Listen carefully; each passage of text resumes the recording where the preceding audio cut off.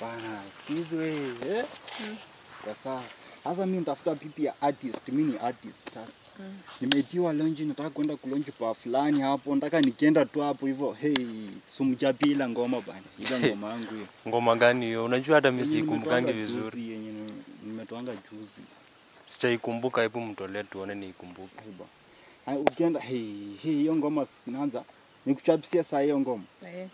Aje kwanza ni kuonyesha tu vile itakuwa kwa nikiwa performing sasa.